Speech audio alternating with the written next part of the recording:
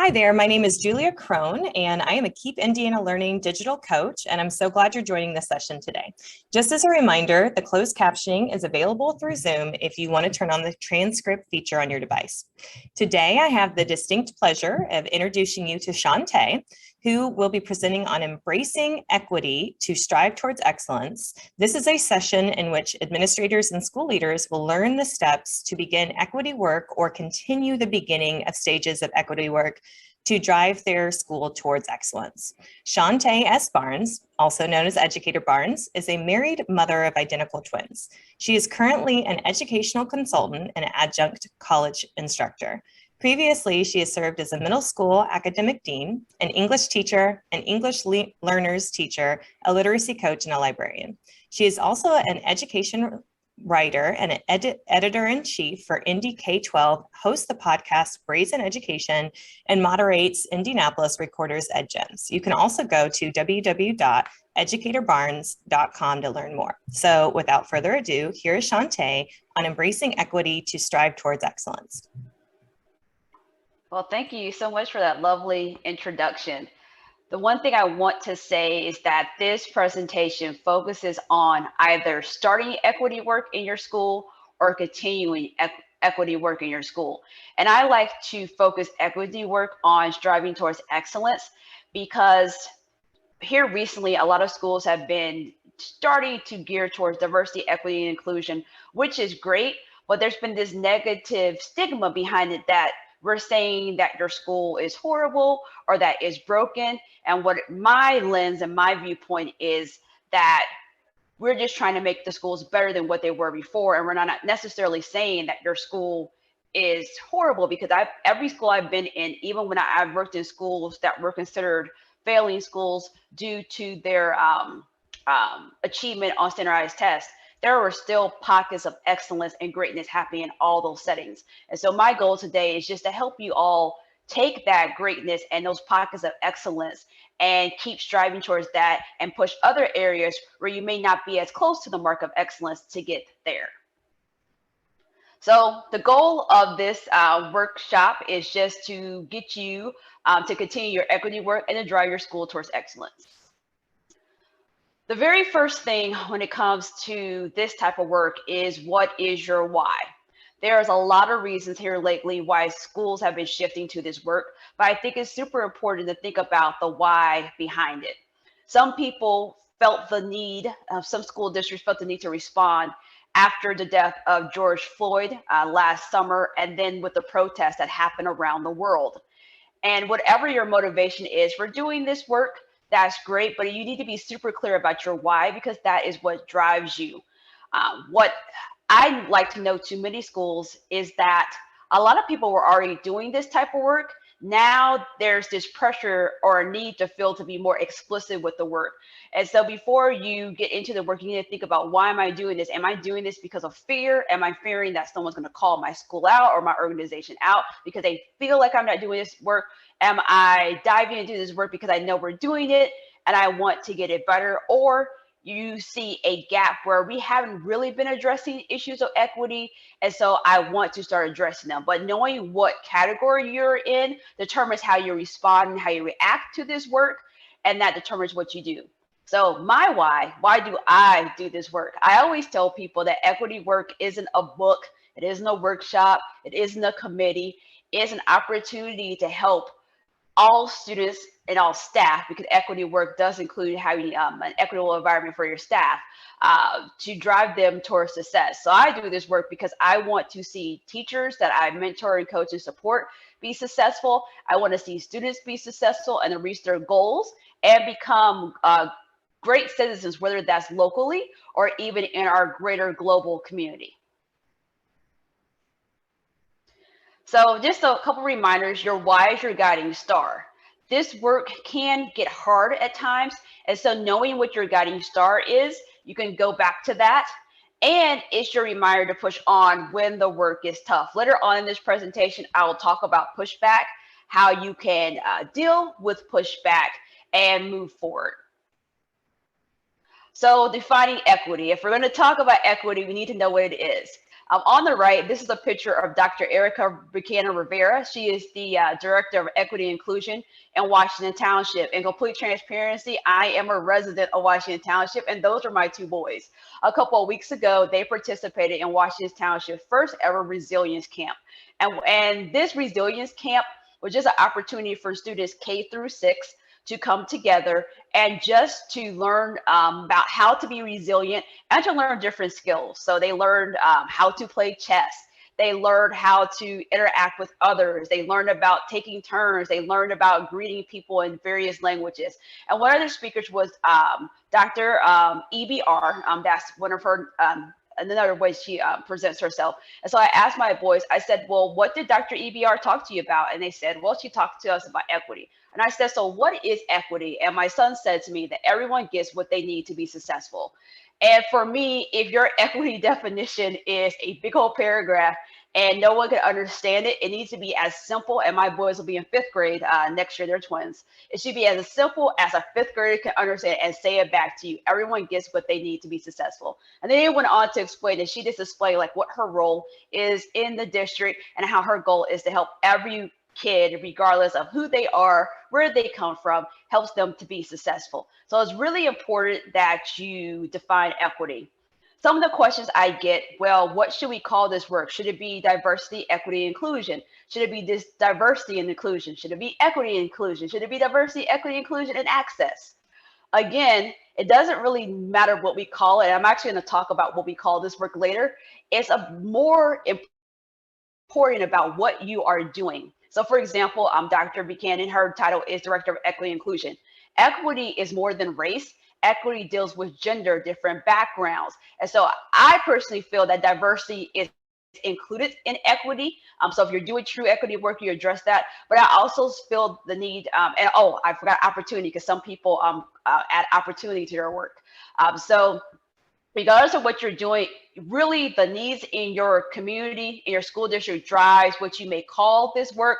But I encourage you not to get tied up in the name of the work, because we don't want to spend so much time on what we name it. We want to spend more time on what we are actually doing to be successful.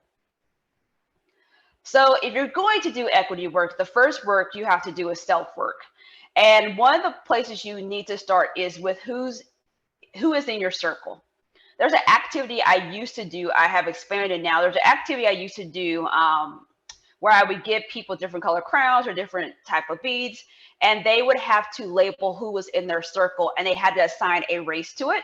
So for example, when I did mine, I would say my pastor is of this race, my hairstylist is this race, my friends look like this. And what a lot of people found is people that were in their circle were very similar racially to them. But as I continue my work, I realized that, you know, equity work's not just about race. There's other types of people in your circle. And so do you have different people in your circle from various backgrounds? Do you have different people in your circle from various sexual orientations? Do you have different people of different abilities? So when I think about my circle, I know a parent who has a child that's in a wheelchair. And this connection allowed me to be more open. So for example, during the time I was an elementary librarian, one of the things that was done was the book shelves were moved to make the library more accessible to kids in wheelchairs, because every shelf or bookcase, every kid couldn't get around it, especially if they were in a wheelchair. And so evaluating who is in your circle gives you different viewpoints and different lenses. So if your circle is full of people that are completely like-minded and completely like you, I encourage you to expand your circle to people of different backgrounds, people of different religions, people of different abilities. So you can have people in your circle, because when you have those people in your circle, when you're having conversations with them, they may be able to identify gaps you have, because that is not your lived experience. So normally when I say all that, people are like, yeah, Shawnta, that's great. So like, how do I actually do that? Like, how do I expand my circle? Some of that is just getting out into the community. One of the questions I get asked a lot is, well, my school wants to attract more Black teachers, but I don't know how to find them. And so sometimes I say things like, Did you go to the education event that the Indiana Black Expo hosts?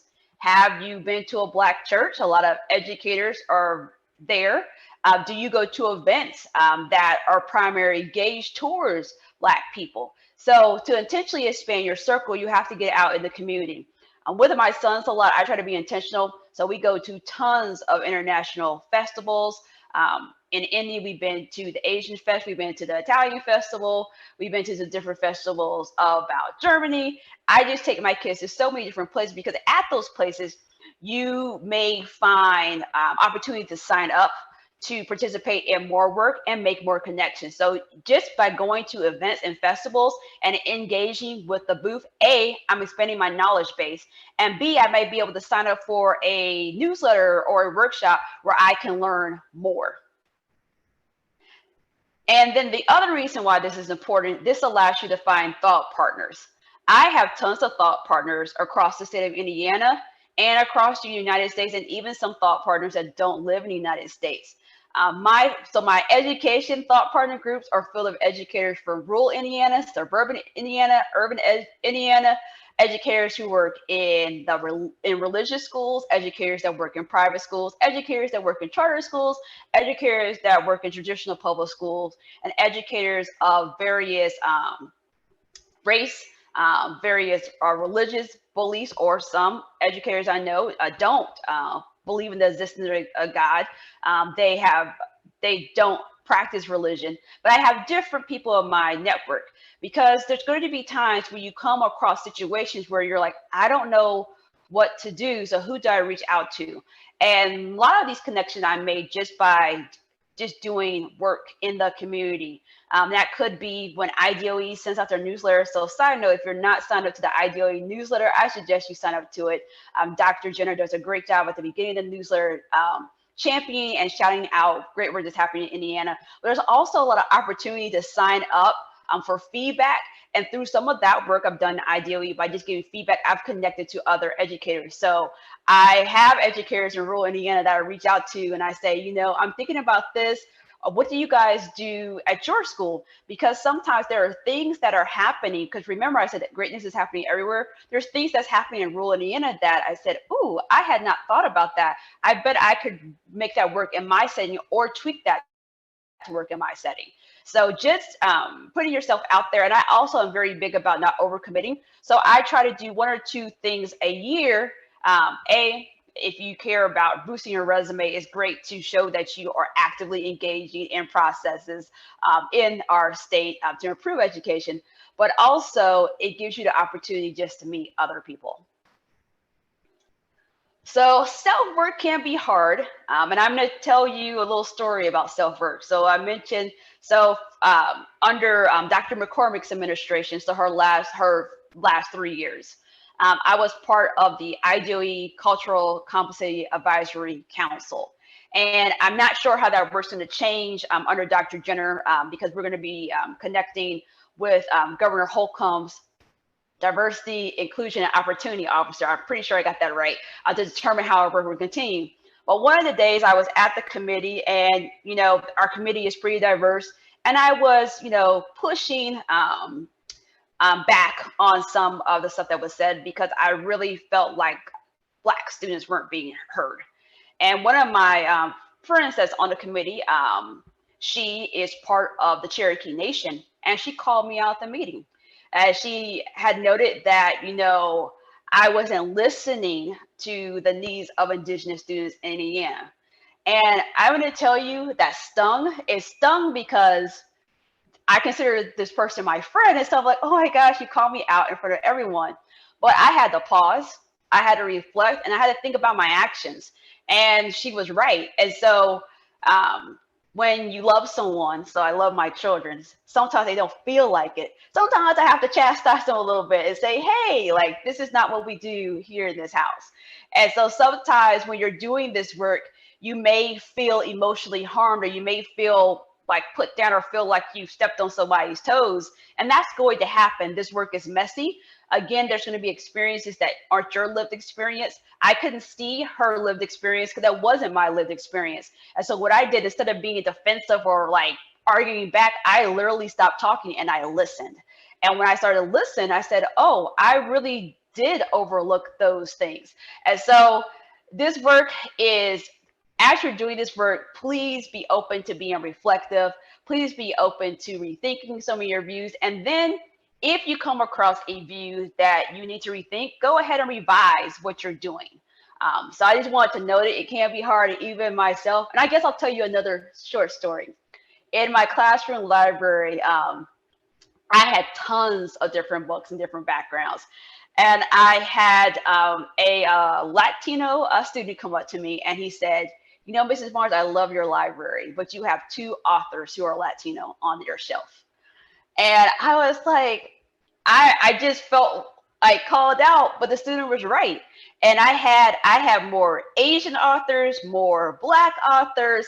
I tried to make sure there was equity between female and male authors, but I did not. So having that student say that to me gave me the lens of I need to do better. And the student highly respected me, said that he enjoyed all the different books I provided, but asked would I consider bringing more Latino authors to my library. So yes, sometimes feedback can sting, but constructive criticism isn't always a bad thing, and it helps us to improve.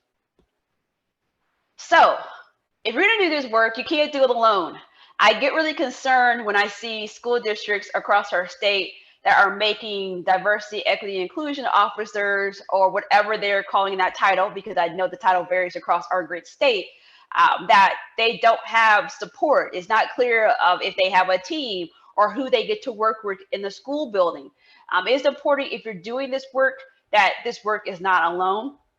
And there are certain people that needs to be a part of this work. And so I actually listed out the type of people that should be a part of this work.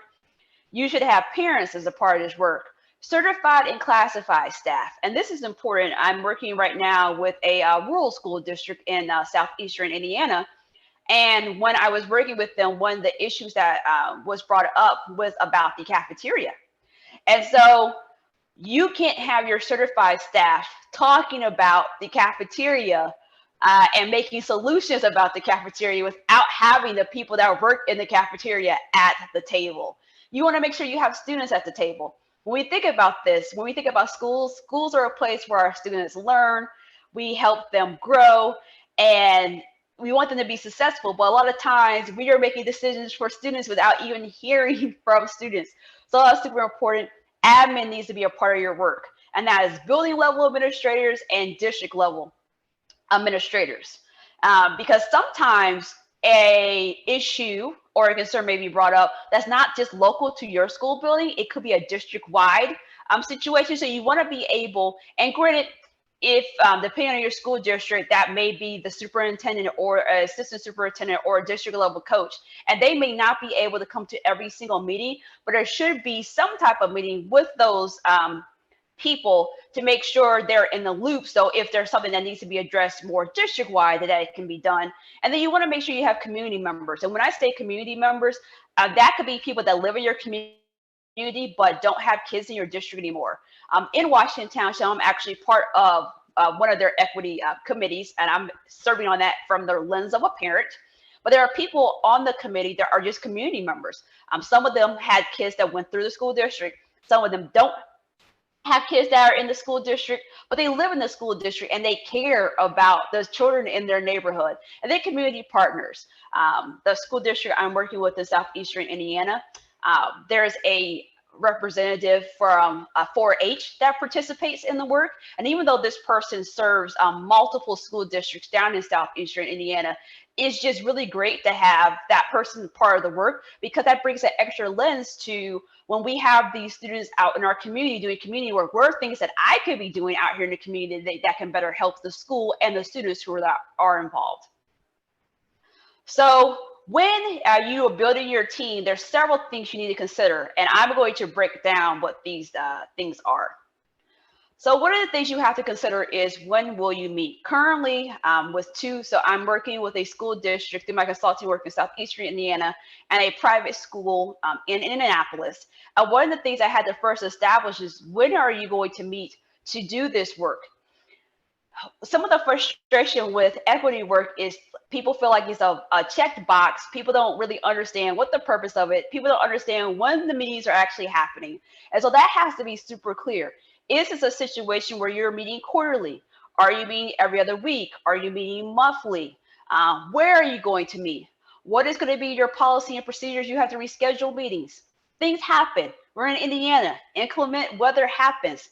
And granted, now with us living through a pandemic, there's ways that we can continue to meet, even if we can't meet in person. But you have to have a plan just in case school closes, or let's say the principal is the person driving the work and the principal's not available and there's no one else to take over. You have to have a plan to reschedule your meetings, because if meetings aren't rescheduled, people feel like, oh, well, this isn't important, because but the meetings keep getting canceled and they don't get rescheduled. So it's really intentional. And so you have to look at your school calendar and figure out when this is going to happen, how is this time going to be protected, and can you have differing times? So for example, the equity work I'm doing in Southeastern Indiana, we have parents, stakeholders that are participating in the work. Well, depending on the parent, they may have different times of availability. So if we always have the meetings in the morning, there are a group of parents that can't meet. Or if we always have them in the evening, there's a group of parents that can't meet. So it's also important to consider that maybe every other month the meetings are in the morning, and the alternating months the meetings are in the afternoon. Is it possible to do work on the weekends? And I know that gets tricky, especially when you're involving educators and that's unpaid time. But you have to figure out what will work to get the greatest number of stakeholders working together to meet. Then what will your group be called? So the group that I'm working with in Southeastern Indiana, they call their work Bridge Builders. And then in Washington Township, where I participate from the parents' lens, it's called the Metropolitan School District of Washington Township Community Coalition.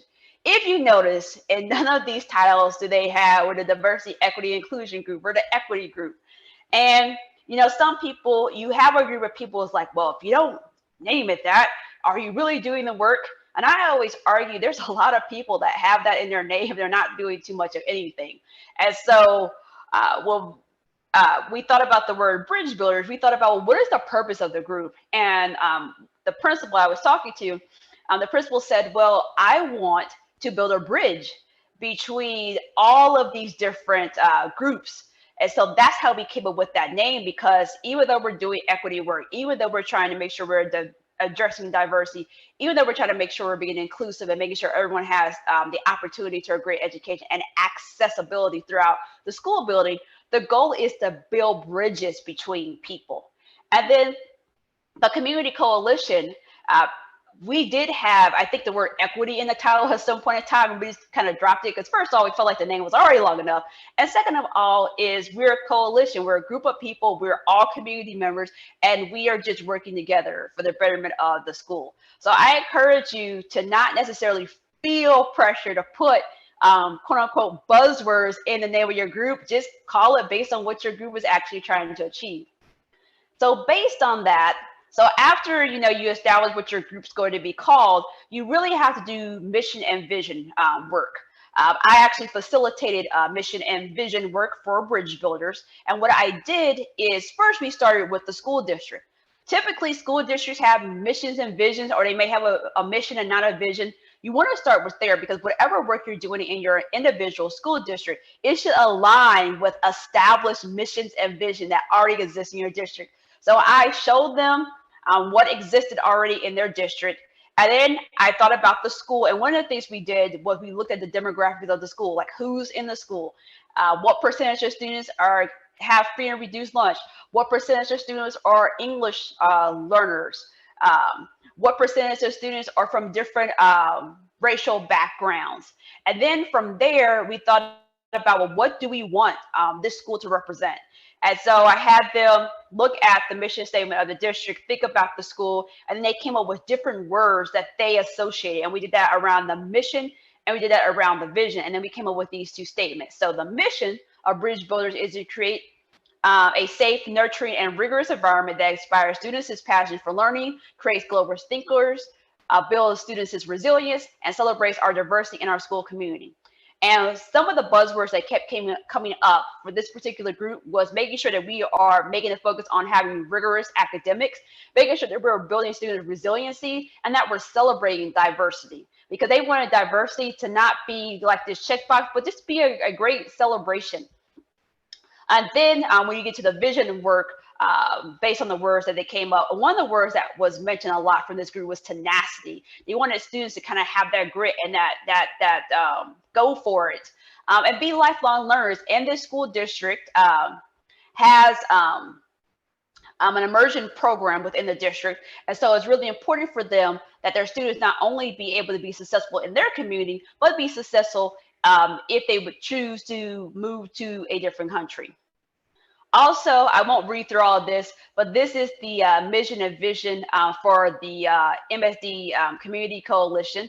And as you notice, this mission and vision statement has different things. So they put in that they didn't want educational outcomes predicted by social economic status, race, gender, ability, or any other relevant social factor.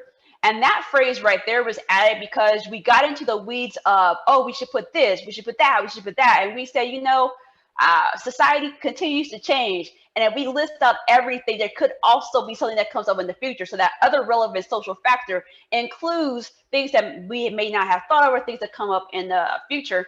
And then when it came to the mission, it was important that there were some affirming spaces that students felt affirmed by who they were. And so based on the work that you're trying to do, your mission and your vision will develop based on the needs of your group and your community. I think it's great to always look at the mission and vision of other people because it could give you some ideas, but it really should be tailored to your community and your work. And so Washington Township is an urban school district. Bridge Builders is rural district in Indiana. So you can see the differences between them, but there are some similarities and some overlap. So after with Bridge Builders, we did the work around the mission and the vision. We had to determine what our focus areas were. So the first meeting we had, we actually went over concerns, and that meeting was tough. That meeting essentially allowed staff and parents to really share all the concerns they had about the school or the district at large. And it can be hard when you're sitting there, and I mean, if you're working in a school district, you're there because you love the school district, you love the students, and you have pride in it. So it can be hard to hear comments or concerns that A, you weren't aware of, or B, that you may not agree with, or C, you're like, I don't even know where we start to even address that. So from that, we had that list. The second meeting, we did our mission and vision. And in the third meeting, I took all of those concerns and threw it into a survey. So this is why this matters. If you're doing any type of work, and I don't care what type of work it is, you can't do everything at one time in one school year. That's just not feasible. Well, let me put you this way. You could do a whole bunch of stuff, but you won't do it well. And remember, our goal is striving towards excellence. So you really do want to be able to do it well. So I threw all of those concerns into a survey, and I asked, and we sent it out to parents, to staff. We asked, what are your top 3 things that you want the school to address next school year? So based on that, people filled out the survey, and we had our top 3 areas that we wanted as a focus. But then we said, you know, all these other areas are still of a concern, so we will address them. And then some of those concerns were what I would call low-hanging fruit, were things that really doesn't need a committee, doesn't need a whole bunch of people. It's like, oh, we can like fix that right now. Oh, you didn't get access to that. Oh, we can throw a link on the website for that. So some of those things, if they're low-hanging fruit. So the other thing I acknowledge, that if there's something that we can fix overnight, that's a low lift, we'll check that stuff off. But then we have our big focus areas. And so those big focus areas are the ones that you use to drive your work for the next school year. You also want to make clear that these focus areas, they will continue the school year after that, but then you're going to pull in these other things that were initially spoke of. And then if there's new things that come up, then you'll reevaluate. Communication is key. So in Washington Township, my sons, they are, well, last school year, they were in 4th grade, and their principal sends out a weekly newsletter every Sunday, 6 p.m. on the dot. In this newsletter, she added about a couple school years ago, a little box just about work they were doing in the school. And it was just simple things like this is a training our teachers had. We did some training around positive discipline. And so as a parent, I knew what the teachers had been trained in. I knew that our school had a amygdala reset room. And I actually have been in the room. You go in the room, the ceiling tiles are clouds. There's a mat the kids can lay on the floor. There's bikes where they can exercise, stress balls, different fidgets. And so those are things I would not have known about had that not been communicated. I also know a lot of schools use different apps, Parent Square, things like that. If you're using different apps, maybe that's the way you push out that information. But the information should be communicated clearly. So in education, we have all types of jargon, ILP, IEP, all these different things. Parents may not know what all these different acronyms mean. So you really need to break it down. So even when you say amygdala reset room, you could have a parent like, what is an amygdala? So you have to explain like what that is. What is this room about? What does this mean? And why should I care about it? And then also in your communication, it should be super clear that if you want to participate, here's how you can participate, because we all have different capacities, right? So the school year when I found out I was pregnant with my twin boys, I wasn't able to participate in a lot of things. But later on, as they got older, I had greater capacity. So even though someone cannot participate now, it's still important to keep them involved in the work, because when they are able to participate, they're not just out of the loop about what you are doing. So one of the things you have to prepare for is pushback. Right now, if you listen to the news at all, you're hearing there's a lot of stuff in the news about critical race theory. It's being banned in different states. The first thing I'm going to say straight up, I am not an expert on critical race theory. So I'm not talking about critical race theory. That's not what I'm an expert in. And sometimes that's being conflated or confused with cultural responsive teaching. I do talk a lot about culturally responsive teaching, which is simply aligning your strategies and your curriculum and your resources to the kids who are in the room that you are serving. And so when pushback happens, we have a couple of responses. There's fear. There's fear of, because you have parents that are like, I'm going to call the media. And some of them actually do. You have flight. You know what? This work is getting too hard. I can go to another school. I do not have to deal with this. And you have fight. And you will have school districts that are responding back in ways that may be abrasive and are not restorative. What I would encourage you to do is avoid the 3 R's, 3 F's rather, and commit to the 3 R's, which is reflect, re-explain, and reach out. Reflect is hit pause.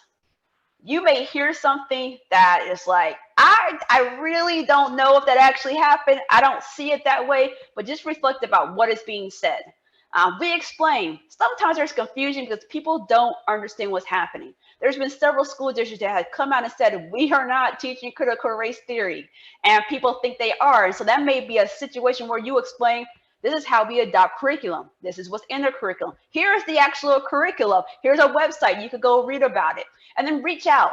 Sometimes things are beyond your capacity. Earlier this week, there was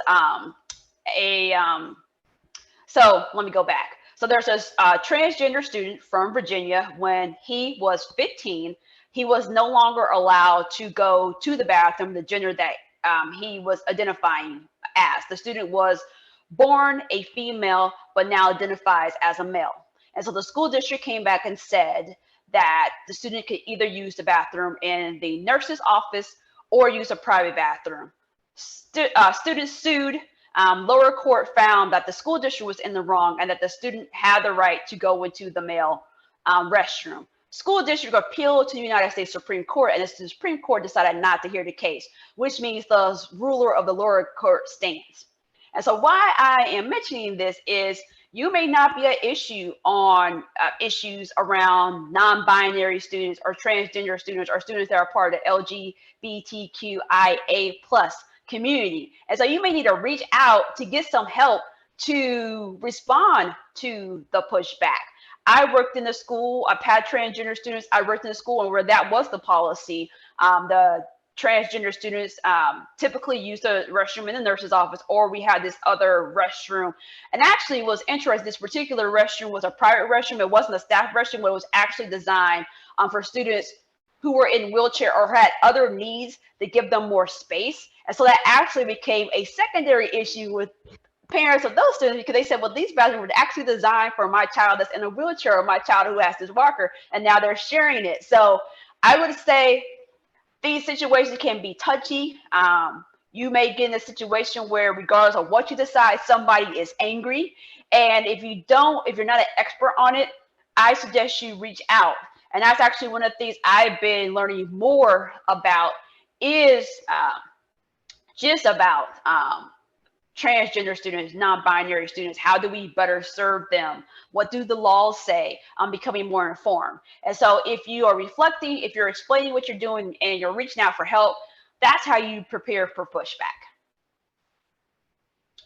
So what's also important are the resources that you're going to use and how you're going to hold yourself accountable. I always get asked, okay, Shawnta, so what book do I need to read?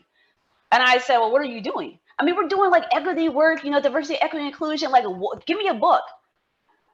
And typically I said, well, I'm not going to give you a book. And so I'm like, why would you? Okay, so this is not a book club. And it always annoys me when people do equity work and the first thing they want to do is read a book. And I'm like, what are you reading a book about?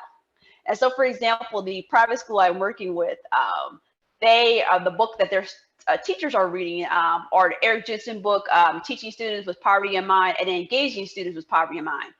They chose that particular book because this private school demographics shifted, and they have more students living in poverty, and the teachers weren't really sure how to serve them better. So based on the work that they were doing and the students they were serving, they determined the resources that they need. And so if your first thing that you want to do is go read a whole bunch of books, and you're just reading random books, you may be reading books about situations that are not applicable to your particular situation. So first you have to identify what your needs are. And like I mentioned, that survey is a great way to do it. And then you identify the resources that you need based on those. And then you have to hold yourself accountable. So the next thing I'm actually doing with the Bridge Builder work, we have the 3 areas of concern that we're going to address. And now we're going to come up with accountability measures. So what thing is going to change that shows that we address this issue? So one of the areas that we are focusing on is around discipline. Well, discipline could be a whole big thing. What are things that we're going to accomplish to show that we address this? Is this revising the discipline handbook? Is this lowering referrals by 25%? Is this increasing opportunities for the counselor to work with students by 50%? So they're doing less paperwork and spending more time with students. So you have to have these evaluative measures, because it's easy to say we're doing work and then have nothing to show for the work. And then at the end, you have to do some type of survey to get feedback about how people perceived how the work was doing, and also involve students. So with Bridge Builders, we haven't involved our students yet. They will be involved next school year because there's some existing student groups, and so we're going to tap them into the work. With the committee that I'm on as a parent, they actually surveyed the students. They did a survey of the students around virtual learning and how students were doing with that and just learning in general. So that information we got from students, and those surveys, it was time consuming because it wasn't just like, here's a survey link. It was like in person, I'm going to talk to you, bring groups of students together and talk to them and get feedback. And you also have to think about, how are we going to talk to different stakeholders? Our little kindergartners, they have voices too, and maybe it's a very simple question. And do you feel happy, indifferent, or sad? But we really want to know how everyone is feeling. And then you have to evaluate your goals and then share your successes.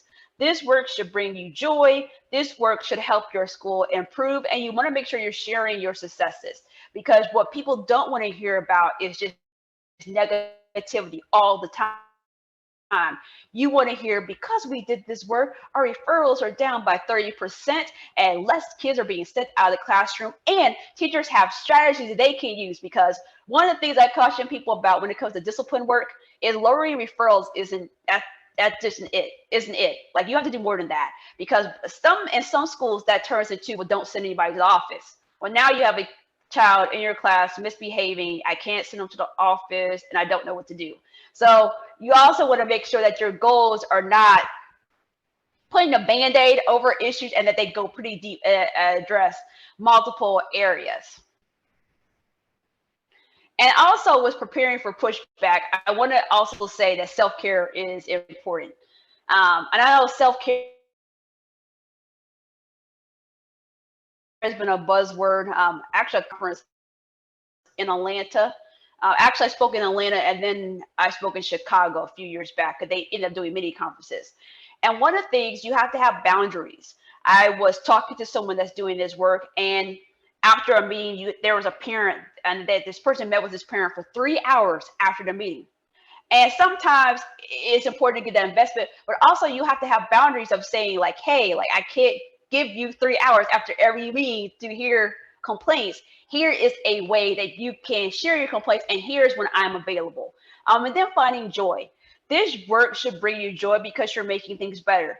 I think about the student in the wheelchair who now can get around the library and get their own books and not have to send a friend to pull books from the shelf to put them to look at. So finding joy in the wins and celebrating those wins. And then spending time with family and friends, because, like, this work cannot consume your life. It should not consume your life. It should be part of who you are. It should be something that you're proud about, but it shouldn't be a situation where you're not doing any of the things that bring you joy. And if you do follow me on Twitter, I've been doing a joy journal. I started it about 20 days ago. I had a 3-day hiatus. For those of you that don't know, my father actually passed away in January. And so I'd done a joy journal before on Twitter. Essentially every single day, I just tweet one thing that brought me joy for that day. And you can apply that to different work. I did it when I was in school some days, like, especially like when you come back after spring break, and that stretch from spring break to summertime, it's just rough. I would write down in my little notebook something that brought me joy in my classroom that day. Because sometimes you're just like, man, you guys are squirrely. You guys are all over the place. This day was horrible. And I'm like, well, no. You know, Johnny, the light bulb came on, and this concept I've been teaching for 2 weeks. Johnny got it today. Let me write that down.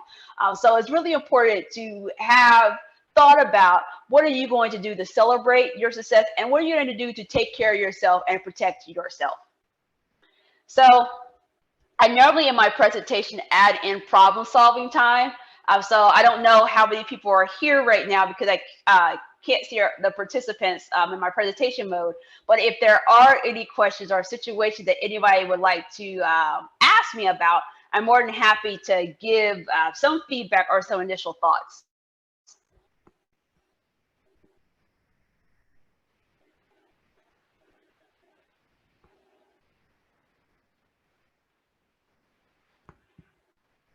All right. If you do have any questions and you want to ask me that, this is all of my contact information. You can email me at educator.ssbarnes@gmail.com. I'm on Twitter at educatorbarnes, and Facebook, facebook.com/educatorbarnes. And those are different ways to follow me. I also do write for publication. I'm the editor-in-chief of NEK 12. We write about a lot of different issues. All of the writers at NEK 12 are Black. Most of us are educators, and so we write about education with that lens, but we also talk more generally too. So if you're interested in that, please feel free to check us out there. But hopefully this has been informative. Hopefully this is giving you some ideas of how to get started. If you would like to connect with me and you're listening to this presentation, I'll be more than happy to connect with you. I'll be more than happy to be your thought partner.